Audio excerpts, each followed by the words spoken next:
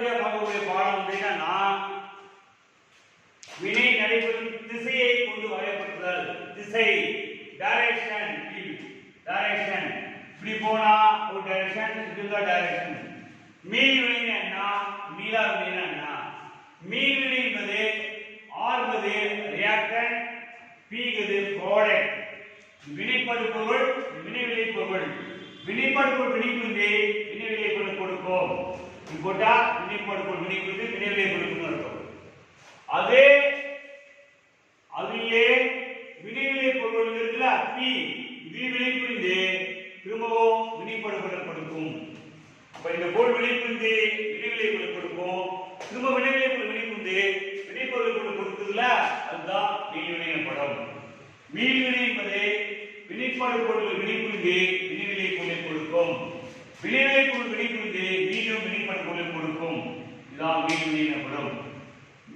மீள்வினை A என்ற ஒரு பொருள் B என்ற பொருள் வினை புரிந்து AB என்ற ஒரு புதிய பொருளை கொடுக்கும்.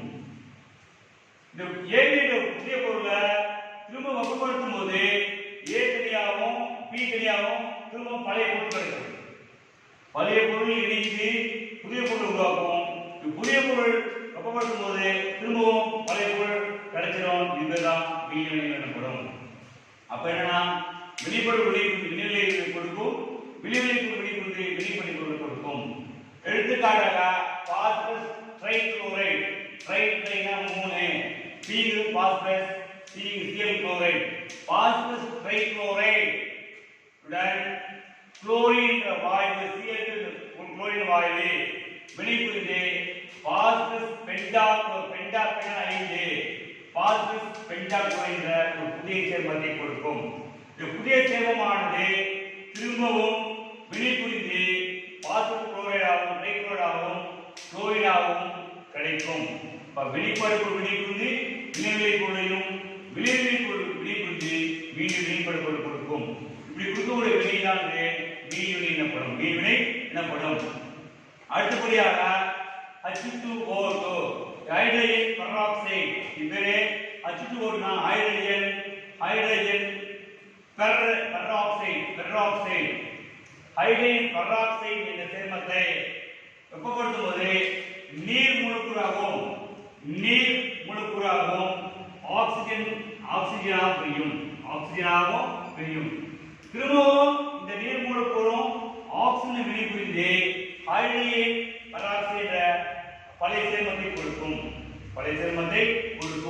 அப்ப இந்த சேர்மம் இது கொடுக்கும், இந்த சேர்மம் இதை கொடுக்கும். வினைப்படு வினைபுரிந்து வினைவிளை பொருளையும் வினைவிளை வினைபுரிந்து வினைப்படு கொடுக்கக்கூடியதுதான் மீள்வினை எனப்படும். அடுத்தபடியாக சொன்னால் மீளாவினை. மீளாவினா ஒரே திசையில் மட்டும் நடைபெறும், முன்னோக்கு திசையில் மட்டும்தான் நடைபெறும். வினைப்படு பொருள் மட்டும்தான் திரும்பவும் வினைவிளை பொருள் கிடைக்காது. வினைப்படு பொருள் மீண்டும் கிடைக்காது. ஒரு தடவை வினைபுரிஞ்சு வினைவிளை பொருள் கொடுத்துச்சுன்னா திரும்பவும் வினைவிளை வினைப்படு பொருள் கொடுக்காது. ஒரே திசையில் மட்டும் நடைபெறும், இரண்டு திசையில் நடைபெறாது.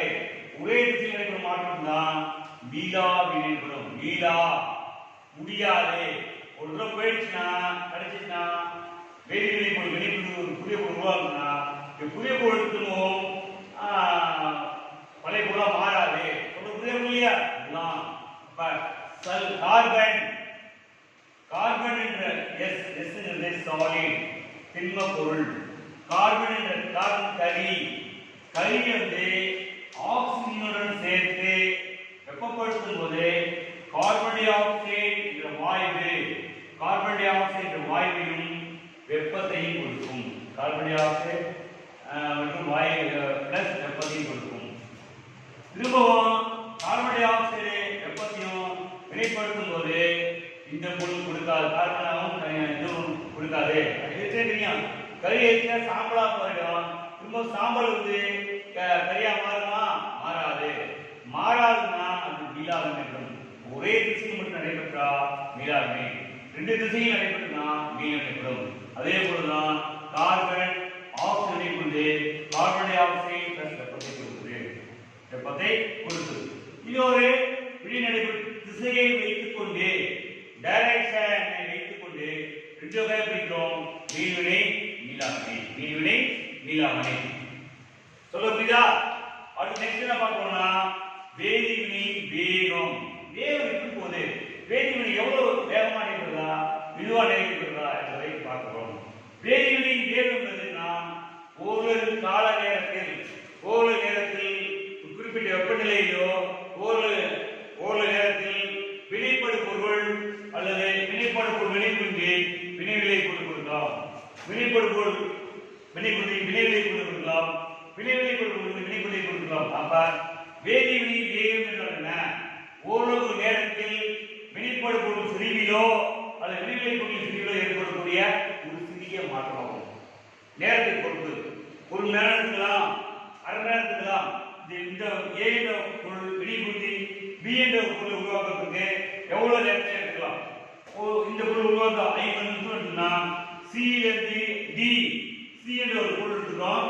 சி என்ற ஒரு பொருள் வந்து வினைபுரிந்து டி என்ற பொருளை உருவாக்குறதுக்கு இது 50 நிமிஷம்னா 60 நிமிஷம் எடுக்கலாம். அப்ப இதுக்கும் வேரியேஷன் இருக்கு. அப்ப இது வினைப்படு வினைபுரிந்து வினைவிலை பொருள் இது கொடுக்குது.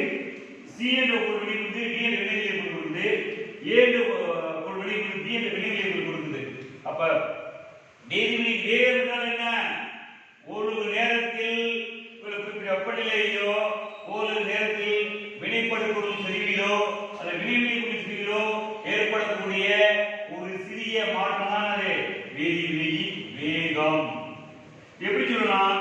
வினையின் வேகம் மைனஸ் டிஃபரன்ஷியேட் டி செறிவு a by dt equal to plus dv by dt. But d is differentiate minus da by dt is equal to dv by dt. இந்த கோடுகளை என்பது செறிவு, இங்கிலீஷ்ல கான்சன்ட்ரேஷன் ஆகும். a என்ற ஒரு பொருளானது வினைபுரிந்து b என்ற ஒரு பொருளை கொடுக்குது. இந்த பொருள் கொடுக்கிறது எவ்வளவு நேரம் எடுக்குது?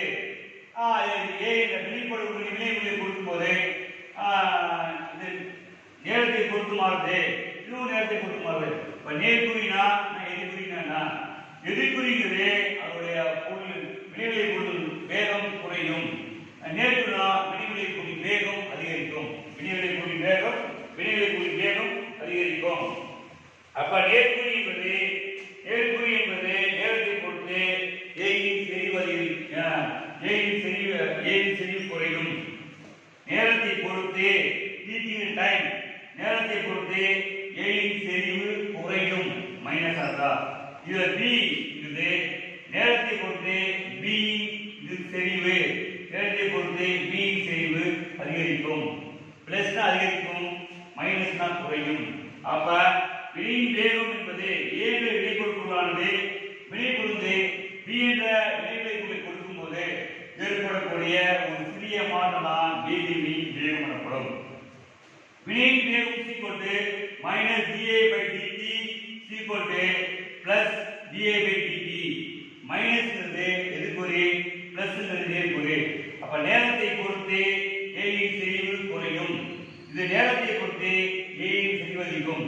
பிளஸ்னா குறையும், மைனஸ்னா அதிகரிக்கும். இது ஓரளவு நேரத்தில் வினைப்படு வினைவிலை கொடுக்கும் போது ஏற்படக்கூடிய வினைப்படு பொருளிலேயோ வினைவிலை பொருளிலேயோ ஏற்படக்கூடிய மிக சிறிய மாற்றம் தான் வேதிவினை வேகம் எனப்படும்.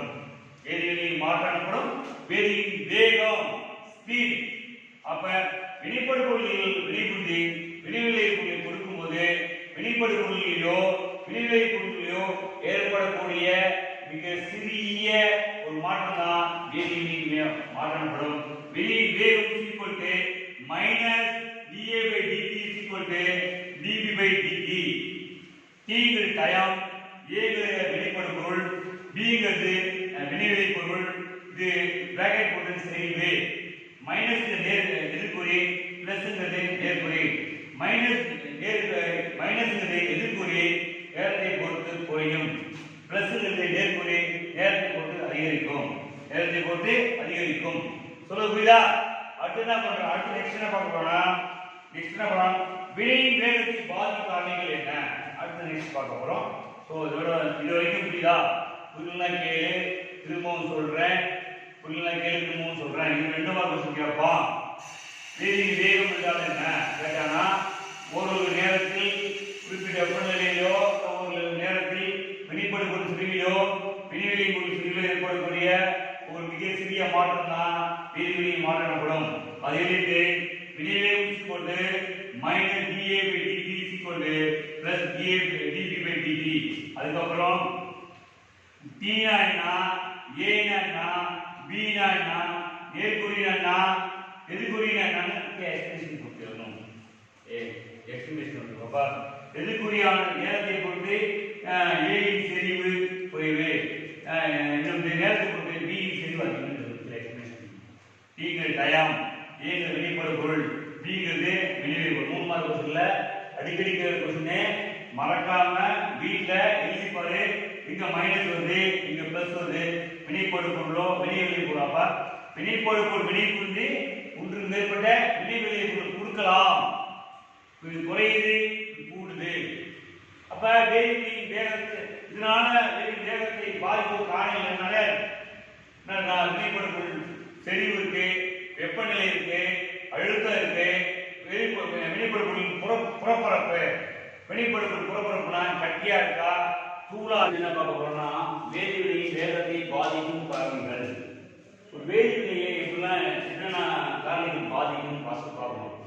ஜெனரலா சொல்லுவாங்க, பொருள் அமைப்பு என்ன, அழுத்தம் கொடுத்தா என்ன, வெப்பநிலை கொடுத்தா நிறைய பாதிப்புகள் ஏற்படும். வேதிவினை நடைபெற்று நிறைய மாற்றங்கள் ஏற்படும். அதெல்லாம் ஒரு தொகுத்து 5 ஸ்டெப் எழுதிடுவாங்க.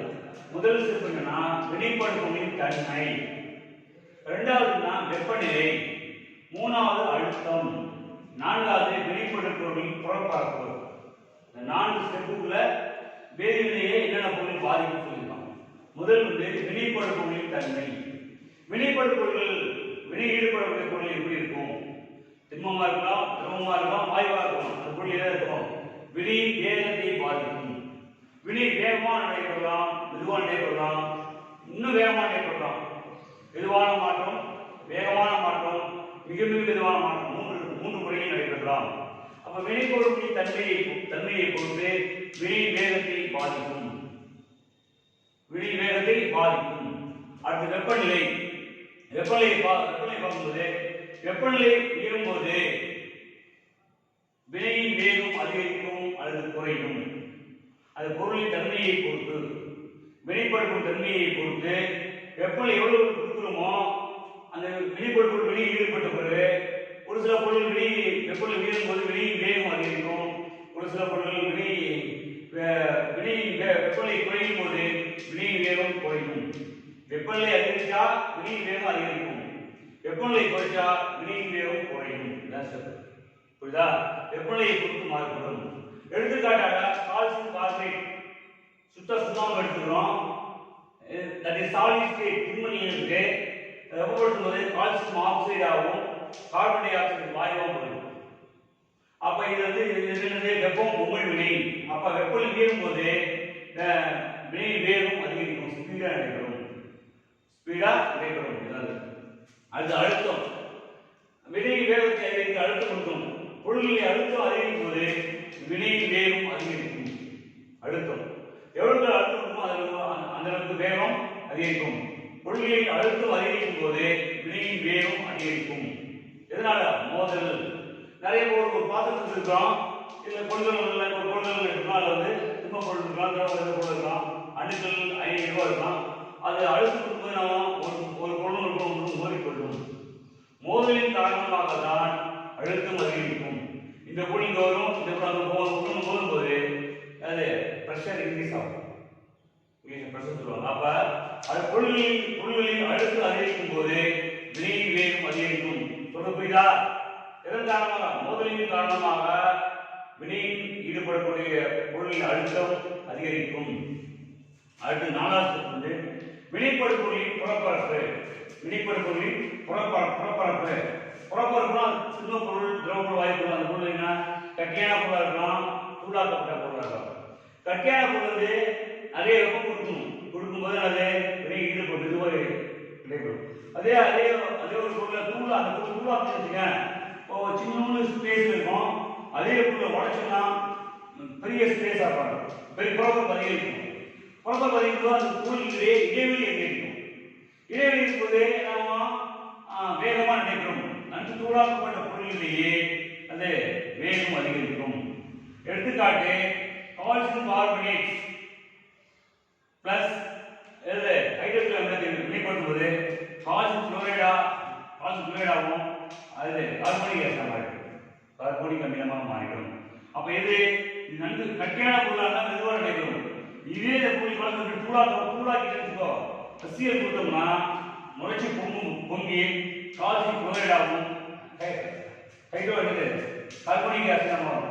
இது கட்டியான பொருளாக இருந்தால் மெதுவாக நடைபெறும். அப்ப நன்கு சூடாக்கப்பட்ட பொருளில் புறப்பரப்புக்கு அதுதான் பொருளின் புறப்பரப்பு சூடாக்கப்பட்ட பொருளின் வேகம் அதிகரிக்கும். எடுத்துக்காட்டு calcium carbonate plus HCl to give calcium chloride plus carbonic acid. புரியுதா? அடுத்து நான் நெக்ஸ்ட் என்ன போட போறோம்னா வேதிச்சமநிலையை ஓர் இணைச்சமநிலை என்கிறோம். எப்படி சொல்றோம்னா வேதிச்சமநிலை என்கிறோம்னா முன்னாடி போவோம் பின்னாடியும் போவோம். அப்ப இவ்வளோ மீள்வினையில் எந்த மாற்றம் இருக்காது. மீள்வினை என்னன்னா முன்னோக்கு வினையின் வேகமும் பின்னோக்கு வினையின் வேகமும் சமமாகும். வினைப்படுத்தும் வினைப்புள்ளி வினைவினை புள்ளி கொடுக்கும், அது வினைவினை வினைப்புள்ளி வினைப்படுத்தும் கொடுக்கும். இதுல எவ்வளவு வேகம் இருக்குதோ அதே வேகம் இருக்கும். அப்ப வினை ஈடுபட்ட பிறகு எவ்வளவு வேகமோ வினை ஈடுபட்டு திரும்ப பழைய போல பார்த்து எவ்வளவு வேகமோ வேகம் 2 வேகம் சமமா இருக்கும். அதனால முன்னோக்கு வினையின் வேகம் பின்னோக்கு வினையின் வேகம் சமமா இருக்கும். ஒரு குறிப்பிட்ட கால இடைவெளியில் ஒரு டைம் 1 hour 2 hours வினை நடைபெறுகிறது. ஒரு நாள் கொடுத்தோம்னா வினைப்படும் வினைவினை கொடுக்கணும். இந்த வினை வேகமும் இந்த வினை வேகமும் சமம். எந்த மாற்றம் ஏற்படலைன்னா வேதிச்சமநிலை ஒரு எண் சமைக்கிறோம் என்கிட்டே இருக்கும். முன்னிலை போவோம் வினைப்படுத்தும் வினைவினை கொடுக்கும், வினைப்படுத்தும் கொடுக்கும். எடுத்துக்காட்டாக கால்சியம் கார்பனேட் சுத்தம் எடுத்துக்கிறோம், வினைப்படுத்துறோம் calcium oxide plus carbon dioxide. திரும்ப கால்சியம் ஆக்சைடு கார்பன் டை ஆக்சைடை திரும்ப கூல் பண்ணோம்னா நம்ம கால்சியம் கார்பனேட். அது நெக்ஸ்ட் ஒன் இதே போல நீர் எப்போ போட்டு ஆவியாக்குனா நீர் ஆவியாக கிடைக்கும். இந்த நீரை திரும்ப குளிச்சோம்னா அது புனித நீர் கிடைக்கும். வெப்ப நீர் புனித நீர் வெப்ப நீர் மாறி முன்னோக்கு நீர் வேகமும் பின்னோக்கு நீர் இந்த வேகமும் இந்த வேகத்தை ஒப்பிடும்போது இதில் வேகம் இது வேகம் சமம். அப்ப இது இதெல்லாம் இடைவினைனா மீள்வினை. அப்ப வேதிச்சமநிலை ஒரு எரிச்சமநிலைனா மீள்வினை மட்டும்தான் எவ்வித மாற்றம் ஏற்படாது. மீளாவினையில் அது பல விதமான மாற்றங்கள் ஏற்படும். மீளாவினை என்னன்னா வினைப்பொருள் வினைவிலை கொடுக்கும், திரும்ப வினைவிலை கூட கொடுக்காது. நெக்ஸ்ட் ஒன் நீரின் அயனி பெருக்கம். நீரின் அயனி பெருக்கம் நீர்னா H2O. தூய நீர் மின்சாரத்தை கடத்தாது, அது தூய்மையற்ற நீர் மின்சாரத்தை கடத்தும். மழை நீர் மின்சாரத்தை கடத்தாது, மழை நீர் pH மதிப்பு 7னா நியூட்ரல் மின்சாரம் கடத்தாது. நீர் H2O லிக்விட் H2O நீர் வினைப்படுத்தும் போது H3O plus OH minus நேர்மின் அயனி எதிர்மின் அயனியாக பிரிக்கும். H3O ஆனது ஹைட்ரோனியம் அயனி OH minus இது ஹைட்ராக்சைடு அயனி. அப்போ ஒரு நீர்ல நேர்மின் அயனி இருக்கு எதிர்மின் அயனி இருக்கு H plus OH minus சொல்லுவோம். அப்ப ரெண்டு நீர் வினைப்படுத்தும் போது H3O plus நேர்மின் அயனி plus எதிர்மின் அயனி aqueous கரைசல். இது லிக்விடா இருந்து கரைசலா மாறிடும். இது KW வாட்டர் நீரின் அயனி பெருக்கம் ஈக்குவல் வினைவிலை பொருளுக்கு அது கான்சன்ட்ரேஷன் இருக்கணும், செறிவு இருக்கணும். H3O plus செறிவு OH minus இது எதுனா 3 மார்க். அப்ப நீரின் அயனி பெருக்கம் என்பது அது H3O plus செறிவும் மற்ற OH செறிவும் செறிவின் பெருக்கு தொகை தான் அது நீரின் அயனி பெருக்கம். நீரின் அயனி பெருக்கம் என்னன்னா இந்த ஃபார்முலா நீ போதும், இந்த ஃபார்முலாவே 2 மார்க் கொடுத்துருவாங்க. சொல்ல புரியுதா? புரியலையாப்பா? இல்லைன்னா கேட்குமா சொல்றாங்க.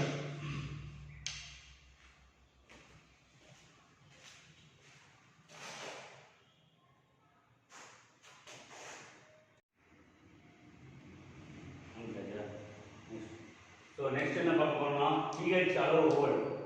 pH அளவுகோல் கண்டறிந்தவர் எஸ்எல் சாரன்சன். pH அளவுகோல் கண்டறிந்தவர் டேஷ் கேட்பாங்க. எஸ்எல் சாரன்சன் ஒரு மார்க்.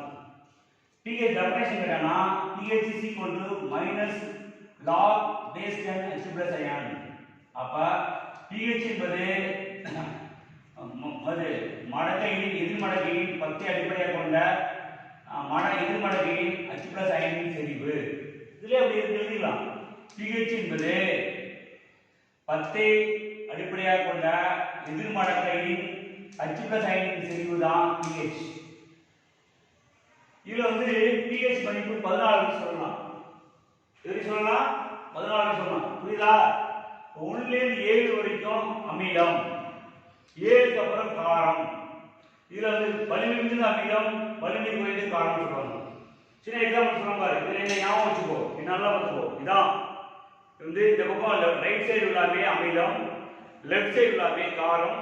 என் தலை தான் என்னது நியூட்ரல், மழை நீர், நீர். ரெண்டா மடக்கிக்கோ. மடக்குனா 1 ல இருந்து 3 வரைக்கும் வலிமை மிகுந்த, வீரியம் மிகுந்த அமிலம். 4, 5, 6 வலிமை குறைந்த அமிலம். 7 அது நியூட்ரல் நீர். இந்த பக்கம் பாருங்க, இந்த சோல்டர் பாருங்க. இந்த சோல்டர்ல 8, 9, 10 இது வலிமை குறைந்த காரம். 11, 12, 13, 14 வலிமை மிகுந்த காரம். அப்ப இந்த பக்கமும் வலிமை மிகுந்த அமிலம், வலிமை மிகுந்த காரம். pH மதிப்பு கொடுத்துட்டு அமிலமா காரமா கேட்பாங்க. புரியுதா? இப்ப 7னா நியூட்ரல், 7 கீழே எல்லாமே அமிலம், 7 மேல எல்லாமே காரம். அதான் சொல்றேன் உங்களுக்கு. புரியுதா? என்ன சொல்லிருக்கேன்? இத பாரு. 7 நீர், தூய நீர் மின்சாரத்தை கடத்தாது, மழை நீர் மின்சாரத்தை கடத்தாது. 1 ல இருந்து 7 வரைக்கும் அமிலம், 1 ல இருந்து 3 வரைக்கும் அமிலம், வலிமை மிகுந்த அமிலம். இது வலிமை குறைந்த காரம். இந்த பக்கமும் வலிமை மிகுந்தது அமிலம், வலிமை மிகுந்த காரம். இதேப்பா ஒவ்வொரு கொஸ்டின்ல pH வேல்யூ கொடுத்து அமிலமா காரமா இருக்கும்போது 7 கீழே அமிலம், 7 மேல உள்ளது காரம். ஒரு அட்டவணை கொடுத்து போனோம், பிரிச்சு எழுத போகணும். 4 பாக்ஸ் கொடுத்து இது அமிலம், இது காரம் எழுதணும். சொல்ல புரியுதா? அடுத்தது என்னன்னா அன்றாட வாழ்வில் pH பங்கு. Very very important. 5 mark question கேட்பான். இந்த ஃபர்ஸ்ட் 5 பாயிண்ட் எழுதினாவே 3 மார்க். என்ன எழுதணும்? தாவரங்களின் pH பங்கு, மனித செரிமான மண்டலம் பங்கு, பற்களின் பரிசுதைவு காரணம். பரிசுதைனா பல்லு இல்லாமல் தேங்கி போறது காரணம் என்ன? மண்ணின் தன்மை, அமிலத்தன்மையா காற்றுமையா, அது சொல்றது. மழைநீர் pH பங்கு என்ன? இது நான் 5 பாயிண்ட் இருந்தா 3 மார்க் வருது. ஹெட்லைன் பண்ணிருந்தா 3 மார்க். என்னன்னா தாவரங்கள் விலங்குகளின் pH பங்கு, மனித செரிமான மண்டலம், பற்களின் பரிசுதைவு காரணம், மண்ணின் தன்மையை பொறுத்து pH பங்கு, மழைநீர் pH பங்கு. இது மாதிரி எல்லா எக்ஸ்பிளனேஷன் இருக்குன்னா தாவரங்களின் pH பங்கு அப்படின்றது pH மதிப்பு 7.35 ல இருந்து 7.45. இதுக்கு என்ன சொல்லுது? 7க்கு மேல போனா காரம். அப்ப தாவரங்கள் விலங்குகளுக்கு 7.35 ல இருந்து 7.45 வரைக்கும் இருந்துச்சுன்னா இந்த பாதிக்கப்படாது. அது மனித செரிமான மண்டலம். மனித செரிமான மண்டலம் இரைப்பை என்ன இருக்கும்? HCl அமிலம் இருக்கும். HCl அமிலத்தை டெஸ்ட் பண்ணும்போது 2.5 pH மதிப்பு இருந்தா உள்ளுறுப்புகள் கல்லீரல், மண்ணீரல், கணையம், பெருங்குடல் எல்லாம் இருக்குல்ல, உள்ளுறுப்புகள் இருந்து பாதிக்கப்படாது. இரைப்பை பாதிச்சுன்னா நீ சாப்பிடுற சாப்பாடு எதுவுமே செரிமானம் ஆகாது. அப்ப மனித செரிமான மண்டலத்தில் விட pH பங்கு இருக்கு. அது பற்களின் பரிசுதைவு காரணம். பரிசுதைலாம் எனாமல் தேஞ்சி போகும், பல் கூசம் ஏற்படும். பல் கூசத்துக்கு நிறைய சொல்லுவாங்க, பெசன் சொல்லி டேஸ்ட் பண்ணாது, அதெல்லாம் இருக்குது. மணி இதுல ஒரு கொஸ்டின் 1 மார்க் கொஸ்டின்ல மனிதனின் உண்மையின் pH மதிப்பு என்னன்னா 6.5 ல இருந்து 7.5 டேஷ் கொடுத்துருப்பான். மனிதன் உண்மையின் pH மதிப்பு 6.5 ல இருந்து 7.5 இதுதான் 1 மார்க். இது இந்த பரிசுக்கு காரணம்னா பல்லுல இருக்க கால்சியம் பாஸ்பேட் அது 5.5 5.5 கீழே போனா என்ன குறையும் போது பற்களில் தேய்மானம் ஏற்பட்டு பரிசுதைவு ஏற்படும். பரிசுதைவு காரணமானது கால்சியம் பாஸ்பேட். அது என்ன ஒரு ஃபுல் மார்க். இதுக்கு எக்ஸ்பிளேஷன் ஒவ்வொரு வரி எழுதுனா ஃபுல் மார்க் அந்த மாதிரி கொடுத்துருவாங்க. அது மண்ணின் தன்மை, மண்ணில் எப்பொழுது அமிலத்தன்மை இருக்கும், காரத்தன்மை இருக்கும். காரத்தன்மை இருந்தா கலர் என்ன சொல்லுவாங்க, எந்த பொருளும் விளையாது, உப்பு ஒவ்வொரு தன்மை இருக்கும். அது அமிலத்தன்மை இருக்குன்னா ரொம்ப அதிகமாக தன்மை கூடாது. பிஹெச் 3.3 தான் வீரிய மிகுந்த அமிலம், 3க்கு அப்புறம் வீரிய குறைந்த அமிலம், சிட்ரிக் அமிலம். சிட்ரிக் அமிலம் என்னன்னா பார்த்துருக்கியா, இது ஒன்றும் கிடையாது, எலுமிச்சை மரத்துக்குல எலுமிச்சை புரிஞ்சுன்னா சிட்ரிக் அமிலம். சிட்ரிக் அமிலம் மண்ணின் தன்மையை சிட்ரிக் அமிலத்தை வைத்துக் கொண்டு மண்ணின் தன்மையை நிர்ணயிக்கலாம். மண்ணின் வளமான மண்ணா, தரமான மண்ணா, தரமற்ற மண்ணான்றது அதில் ஒரு சிட்ரிக் அமிலம் அந்த மண்ணின் தன்மையை எடுத்து பிஹெச் 3.6 இருக்கா, சிட்ரிக் அமிலம் இருக்கா, நல்ல மண்ணா கெட்ட மண்ணா என்பதை மண்ணின் தன்மையை பிஹெச் நிறுவலாம். கடைசியா மழையின் பிஹெச் பங்கு. நேர மழையின் பெயர மழையின் பிஹெச் பதிவு வந்து 7. 7 நியூட்ரல். 7 நியூட்ரல். 7க்கு மேல போனா காரம், 7 கீழே போகும். 7 கீழே இருந்தா அமிலம். இப்போ என்ன பண்ணோம், வளிமண்டல காற்றுல என்ன பண்ணும், இப்போ மழைக்கு 7 நடுநிலையா இருக்கும். நடுநிலைனா எந்த பாதிப்பு ஏற்படாது. வளிமண்டலம் என்ன பண்ணும், மழை பெய்யும் போது வளிமண்டல காற்றானது sulphur dioxide, nitric oxide வாயுக்கள் கலந்து பிஹெச் 7ஐ விட குறையும் போது, அப்ப 7 குறையும் போது 6, 4, 3 குறையும் போது என்ன சொன்ன, 7 குறையும் போது அமிலம் சொன்னா, 7 குறையும் போது அமிலமலை ஏற்படும். அமிலமலை ஏற்படும் போது நம்ம மேல பட்டாவோ விலங்குகள் மேல் பட்டாவோ பாதிப்பு ஏற்படும். அதே அமிலமலை மண்ணில் பெய்யும் போது அந்த மண்ணானது அடித்து மண்ணின் மூலம் நீர் அடித்து சென்று குளத்திலேயோ ஏரியிலோ பெய்யும் போது அதை உயிரினங்கள் குடிக்கும் போது உயிரினங்களின் வாழ்வாதாரம் பாதிப்பு ஏற்படும். உயிரினங்களுடைய குளநீர் போன்ற தேங்கும் போது நீர்வாழ் உயிரினங்களுடைய வாழ்வாதாரம் அடையப்படும். ஆகவே மாணவர்களை நீங்கள் இதெல்லாம் பிஹெச் மதிப்பை வைத்துக் கொண்டு ஒவ்வொரு என்ன மதிப்பு கண்டுபிடிக்கலாம். வெரி வெரி இம்பார்ட்டன்ட் இந்த கொஸ்டின். இந்த பாடத்துல பிஹெச் பங்கு என்னன்னு கேட்பான். அந்த மாதிரி கொஸ்டின்ல மறக்காம ஹெட்லைன் இருக்கு, நீ சொன்னாவே நீ எக்ஸ்பிளேஷன் பண்ணுறதுலாம் இருக்கு, சும்மா எழுதுனா 3 மார்க். சொல்றது புரியாப்பா? சரி. அடுத்தது கணக்கீடுகள். இந்த கணக்கீடுகள் கம்பல்சரி எல்லாருக்கும் உண்டு. எனக்கு முதல் கணக்கீடு பார்க்கலாம் பாரு. ஏற்கனவே சொல்லி கொடுத்து நிறையா. ஒன்னா கணக்குன்னா 0.01 எம்ங்கிறது மோலார். மோலார்னா செறிவு.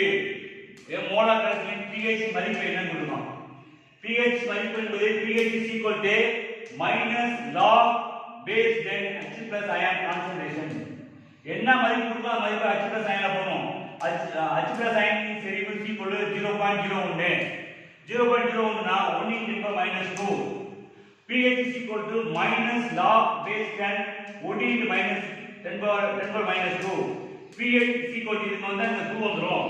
Minus minus plus pH is equal to 2 log 1 log base 10 1 2 × 1 is equal to 2. அப்ப pH is equal to 2. சொல்ல புரியுதா? இந்த क्वेश्चन கம்பல்சரி 2 மார்க் क्वेश्चनல கேட்காத क्वेश्चन பல்லே கிடையாது. நல்லா கவனிச்சுக்கோ. இந்த ஒண்ணுமே தெரியலனா pH is equal to minus log base 10 H plus ion னா 1 மார்க். அதுக்கு அப்புறம் இந்த மதிப்பை ஃபீட் எழுதினாவே 1.5 மார்க் போடுவான். கீழ உண்மை என்ன தெரியலையா போட்டுக்கோ. அதே போல கவனிச்சுக்கோ. 0.01 மோலார்னா pH மதிப்பு 1. புள்ளிக்கு அப்புறம் தான் டிஜிட் இருக்கு. ஒரு டிஜிட் தான் 1. புள்ளிக்கு அப்புறம் 0.01 எத்தனை டிஜிட்? 2 டிஜிட் இருக்கு. pH equal to 0.001 molar. புள்ளிக்கு அப்புறம் 3 இருக்கு. pH equal to 3. சொல்ல புரியுதா? புரியலையாப்பா? நல்லா கவனிச்சுக்கோ. இதான் இந்த தெரிஞ்சினாலே போதும். என்ன மாதிரி கண்டுபிடிக்கலாம். நெக்ஸ்ட் நான் ஒரு கடைசியில் ஹைட்ராக்சி அயனின் செறிவு 1 × 10⁻³ மோலாரில் கடைசியில் pH மதிப்பு கண்டுபிடிக்கலாம். இதே போல pH is equal to ஜெனரலா பண்ணனும். இப்ப எழுதி சொல்லுல இது 7 + 7 + 7 14. pH plus pOH is equal to அது 14. pH is equal to 14 இங்க போனா மைனஸ் ஆகிடும். 14 - pOH. நீ அதெல்லாம் H plus OH அதெல்லாம் pH டேட்டா போட்டுரு. pH is equal to 14 - pOH. pOH is equal to 1 × 10⁻⁹.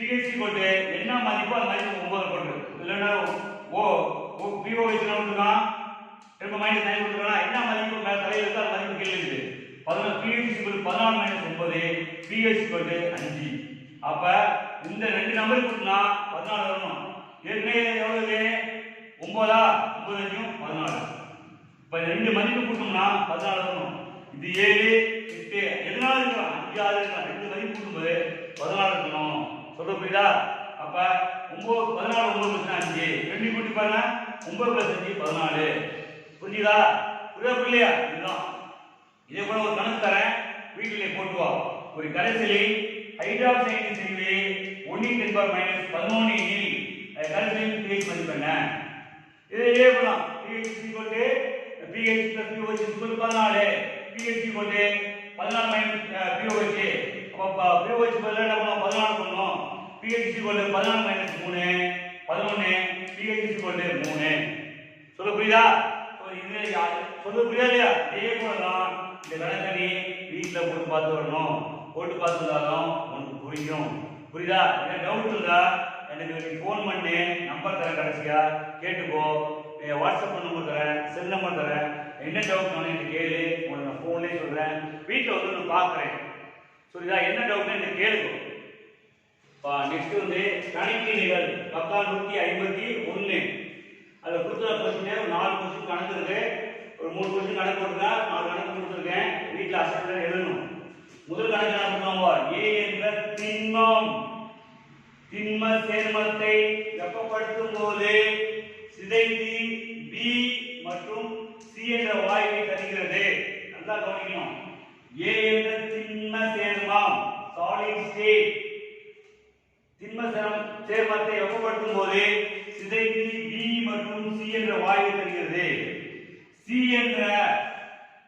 என்ற வாயுவானது நீரில் கரைந்து செலுத்தும் போது அமிலத்தன்மையை மாற்றுகிறது நல்லா கவனிச்சுக்கோ C என்ற வாயுவானது நீரில் செலுத்தும் போது அமிலத்தன்மை உள்ள பொருளை கொடுக்கிறது எது C வினைபுரிஞ்சி அப்ப ABC ஐ காண்பு கேட்கிறோம் அப்ப நல்லா கவனிச்சுக்கோ A என்ற திண்ம சேர்மனாவே கால்சியம் கார்பனேட் தான் சுத்த சுண்ணாம்பு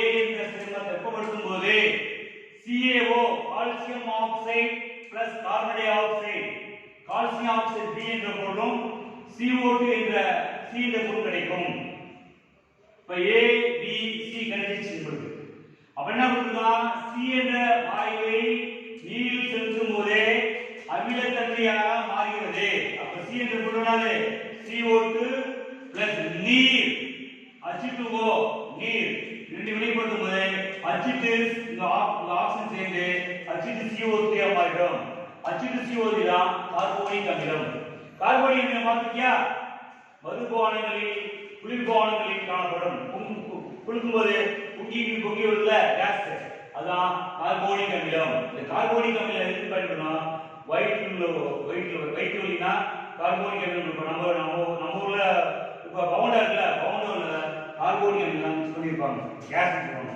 இந்த கார்போனிக் அமிலம் வயிற்றுள்ள புண்களை அது மாற்றாது குணப்படுத்த வருது அப்போ கொடுத்த கொஸ்டின் நல்லா ஒன்றாக போட்டேன் படிச்சு பார்க்கணும் A என்ற திண்மம் சேர்மத்தை வெப்பப்படுத்தும் போது சிதைந்து உடைந்து B மற்றும் C என்ற வாயு தருகிறது C என்ற வாயுவை நீரில் செலுத்தும் போது அமிலத்தன்மையை மாற்றுகிறது ABC ஐ காண்பிக்கிறோம் திண்ம பொருள் CaCO3 வெப்பப்படுத்தும் போது CaO plus CO2 இந்த கொஸ்டின் புரியுதா அப்ப நீர் இல்லது CO2 H2O வெளிப்படுத்தும் போது H2CO3 கார்போனிக் அமிலம் வருகிறது இப்ப A ங்கிறதுனா கால்சியம் கார்பனேட் B ங்கிறதுனா கால்சியம் ஆக்சைடு C ங்கிறதுனா carbon dioxide carbon dioxide தான் நீர் வெளிப்படுது கார்போனிக் அமிலம் கேட்கலாம் D என்ற பொருள்னா இது கேட்கலாம் D கேட்கலாம் சொல்ல புரியுதா இனிமேதான் படிச்சு பார்த்து பொறுமையா எப்படி தெரிஞ்சுக்கணும் அடுத்த number copper sulphate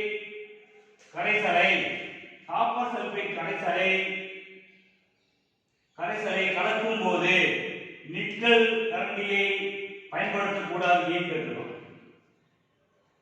copper sulphate என்ன பண்ணுவோம்? இன்னும் ஏற்கனவே சொல்லிருக்கேன், இரும்போட காப்பர் சல்பேட் கொண்டு இரும்பு சல்பேட்டா மாறும். அதே போல பயன்படுத்த முடியாது. ஏன்னா காப்பர் சல்பேட் நிக்கலுடன் வினைப்பட்டு நிக்கல் சல்பேட் ஆகும். அந்த காப்பர் ஆனது நிக்கலுடன் வடியும். ஏன்னா இவ்வளவு வினைப்புரியும் நிக்கல் அடையில் தங்கும் போது இதை பயன்படுத்த முடியாது. அதனாலதான் காப்பர் சல்பேட்டை நிக்கல் கரண்டியோட பயன்படுத்த முடியாது, வினைப்படுத்த முடியாது. வினைப்படுத்தும் போது நிக்கல் சல்பேட் ஆகும், காப்பர் கீழே அடியில் படிஞ்சிடும். இந்த கொஸ்டின் இருந்தாலும் முடியாதுன்னு ஒரு மார்க். பயன்படுத்தலாமான்னு இருக்குது, பயன்படுத்த கூடாதா ஏன் இருக்கான், பயன்படுத்த முடியாது கூடாது தெரியாத கூடாதுன்னு ஒரு மார்க். அதுக்கு வந்து இந்த ஒரு ஈக்குவேஷன் இருக்கு மார்க். சொல்ல புரியுதா? அடுத்த கொஸ்டின் என்னன்னா, எலுமிச்சை சாறு சிட்ரிக் அமிலம் pH மதிப்பு 2 எனில் 2 எனில் ஹைட்ரஜன் அயனின் செறிவு என்ன? செறிவு கேட்கலாம். செறிவு கான்சன்ட்ரேஷன் செறிவு என்ன எழுதலாம்? 0.01 போட்டு இதான் செறிவு. இது எல்லாமே செறிவு, இது எல்லாமே செறிவு. 0.01 is equal to 2, 0.001 is equal to 3. இது செறிவு. என்ன செறிவு கேட்கலாம்? செறிவு மதிப்பு என்ன கேட்கலாம்? 0.01 is equal to pH is equal to 2 தெரியும். அப்ப pH is equal to minus log base H plus ion, H plus ion என்ன வரும்? log H plus ion is equal to minus 2. but 10 power H plus ion is equal to 10 power minus 2. 10 power minus 2 னா 0.01 molar, 0.01 molar. இதை கேட்டா இது போடணும், இப்படி கேட்டா அப்படி எழுதணும், அப்படி கேட்டா இப்படி எழுதணும். இந்த மதிப்பு எழுதுனா ஒரு மார்க். ஒண்ணுமே தெரியல 0.01 0.01 0.01 3 இது கொடுத்து அது கேட்கலாம், அது கொடுத்து இது கேட்கலாம், இது கொடுத்தாலும் இது ரெடியா இருக்கு. சொல்ல புரியுதா? நெக்ஸ்ட் உங்களுக்கு இது வரைக்கும் நடந்திருக்கேன், நடத்துல டவுட் இல்லை எனக்கு ஃபோன் பண்ணி ஃபோன் நம்பர் தரேன், கேளுங்க. வாட்ஸ்அப் நம்பர் இருக்கு நம்பரு, என்ன டவுட்னாலும் கேளுங்க, உங்களுக்கு ஃபோன்லேயே சொல்கிறேன். திரும்ப ஒரு போர்டு எக்ஸ்பிளைன் பண்ணால் பண்ணுறேன், நோ ப்ராப்ளம். நான் கொடுக்குற கொஸ்டின் நீ அசைன்மெண்ட்டாக எழுதிக்கணும். நான் உங்கள் வீட்டில் வந்து செக் பண்ணுவேன். 1 வீக் கழிச்சு 1 வீக் இன்னைக்கு கொடுத்துக்கணா நீ போகாமையா மண்டே வந்து 4 கிளாஸ் இருப்பேன். நான் மண்டே வந்து செக் பண்ணும்போது சன்னா எழுதிக்கணும். வீட்டிலே இருந்து அவங்க ஊராக வரும்போது டெஸ்ட் பண்ணுவேன். ஹோம்ஒர்க் கொடுத்துருக்காங்க, பேஜ் நம்பர் 150 151. அது என்ன இருக்குன்னா 1 மார்க் கொஸ்டின் இருக்கு. ஓடிட்ட இடம் பொறுத்துக சரியா தவறா, உயர்நிலை கொஸ்டின், சிறு வினாக்கள் எல்லா கொஸ்டின் கேட்டிருக்கான். அந்த கொஸ்டின்லாம் புக்கில் எல்லா கொஸ்டின் சொல்லிட்டேன். இது இந்த கொஸ்டின்ல ஆன்சர் தெரியலன்னா எனக்கு ஃபோன் பண்ணேன். எந்த கொஸ்டின் ஆன்சர் தெரியல அந்த கொஸ்டின் நான் அவங்க ஆன்சர் ஃபோன் பண்ணி சொல்கிறேன். நீ தான் நீ வீட்டில் புக்கை போட்டு படித்து 152 பக்கத்தில் கேள்விகள் அதில் பதில் ஆன்சர் மட்டும். அடுத்தது இதே போல கொஸ்டின் கணக்கு கொடுத்துங்க. 1.0 × 10 - 4 எனில் மோலார் உள்ள HNO3 pH மதிப்பாங்க. pH மதிப்பு என்னது? 10⁻⁴. அப்படின்னா pH மதிப்பு 4 இருக்கும் சொல்லணும். 1.0 × 10⁻⁵ மோலார் உள்ள KOH pH மதிப்பு கணக்கிடணும். KOH is equal to K plus OH-. pKa plus OH-. அது அந்த சமன்பாடு போடணும். சொல்ல புரியுதா? அடுத்தது அன்றாட வாழ்வில் pH பங்கு 5 பாயிண்ட் சொல்லி கொடுத்தேன். 5 பாயிண்ட் மட்டும் எழுதுறதோட 3 மார்க், ஃபுல்லா எக்ஸ்பிளேஷன் எழுதுனா 5 மார்க். ஃபர்ஸ்ட் அந்த பாயிண்ட் எழுதி அதை பண்ணி எழுதலாம். அடுத்து மீள்வினை மீளாவினை. மீள்வினை என்ன, மீளாவினை என்ன? மீள்வினை என்பது 2 பக்கம் 2 திசை நடைபெறும். மீளாவினை ஒரு திசை நடைபெறும். மீள்வினை மெதுவாக நடைபெறும், மீளாவினை அது வேகமாக நடைபெறும். மீள்வினைக்கு வந்து இந்த இது தேவையில்லை. இது வந்து வெளி வேகம் அதிகரிக்கும், நீர் வேகம் குறையும் அப்படின்னு ஒரு 5 பாயிண்ட் இருக்கு. 5 பாயிண்ட் எழுதினா போதும். சரி, நம்ம பாயிண்ட்ஸ் எழுதணும். அது வேதிச்சமனை பாதி காரணிகள் அவை நிறைய வினைப்படக்கூடிய தன்மை, வெப்பநிலை, அழுத்தம், வினையூக்கி. வினையூக்கிகள் வினை வேகத்தை பாதிக்கும். வினை ஈடுபட வினை ஈடுபட்டு வினை வேகத்தை அதிகரிக்கும் தவிர என்னன்னா வினைப்படுபொருள் முழுவதும் வினைவிளைவுகளை கொடுக்கும். இப்ப வினையூக்கினா வினை வேகத்தை அதிகரிக்கும், வினைப்படுபொருள் முழுவதும் வினைவிளைவுகளை கொடுக்கும். அதாவது அப்ப வேதியின் பாதி காரணிகள் ஹெட்லைன் மட்டும்தான் வரும். வினைப்பொருட்களின் தன்மை, வெப்பநிலை, அழுத்தம், வினையூக்கி, வினைப்பொருட்களின் இது புறப்பரப்பு, புறப்பரப்பு கட்டியான பொருள், தூளாக்கப்பட்ட பொருள். தூளாக்கப்பட்ட பொருள் கட்டியான பொருள், கட்டியான பொருள் கொஞ்சம் ஸ்பேஸ் அடைக்கும், தூளாக்கப்பட்ட பொருள்னா ஸ்பேஸ் அதிகமாகும், புறப்பரப்பு அதிகமாக இருக்கும். புறப்பரப்பு அதிகமாக வேகம் அதிகரிக்கும், அழுத்தம் அதிகரிக்கும். ப்ராடக்ட் முழுவதும் ரியாக்டன்ட், அதாவது வினைப்பொருள் முழுவதும் வினைவிளைபொருளை கொடுக்கும். புரியுதா? இந்த பாடத்தில் ஏதாவது டவுட் இருந்தா கேளு, திரும்ப உங்களுக்கு சொல்றேன். மாணவர்களே, நான் சொல்லி கொடுத்துருக்கேன், ஃபுல்லா அந்த பாடத்தை ஃபுல்லா எக்ஸ்பிளேஷன் பண்ணிட்டேன். நீ உட்காந்து வாட்ஸ்அப்ல ஃபுல்லா கேட்டுட்டு ஏதாவது ஃபோன்ல டவுட் இருந்தா எனக்கு கேளு, உங்களுக்கு நான் சொல்றேன். என்னோட நம்பர் உங்களுக்கு எல்லாருக்கும் தெரியும், இருந்தாலும் உங்களுக்கு நான் நம்பர் தரேன். நான் நம்பர் டவுட் இருந்தா நம்பருக்கு கால் பண்ணுங்க. நம்பர் ஆல்ரெடி உங்களுக்கு தெரியும், 9486669931. நான் தான் பிஜிஎன் சார், நான் தானே பிஜிஎன் சயின்ஸ் டீச்சர் உங்களுக்கு. அது அந்த நம்பர், இன்னொரு நம்பர் 9944888862. இந்த நம்பருக்கு நீங்க ஃபோன் பண்ணலாம், என்ன டவுட்னா நீங்க கேட்கலாம், உங்களுக்கு சொல்லி கொடுக்கலாம். நான் பண்ணப்பட்டிருக்கேன். எப்போ நீ ஃபோன் பண்ணி உங்களுக்கு ஆன்சர் பண்றேன். சார் இந்த கிளாஸ் 10C கிளாஸ் சார், நானே உங்க ஸ்டூடெண்ட், நான் பேர் தான் சார், நான் கல்லூர் சார் சொல்லி அந்த டவுட் ஆன்சர் என்ன கொஸ்டின், என்ன டவுட் தெரியுதோ 150 நம்ம அக்கௌண்ட்ல எல்லா கொஸ்டின் ஆன்சர் ட்ரை பண்ணு. எந்த கொஸ்டின் தெரியலையா அந்த கொஸ்டின் நீங்க ஃபோன் பண்ணி உங்க ஃபோன்லயே சொல்றேன்.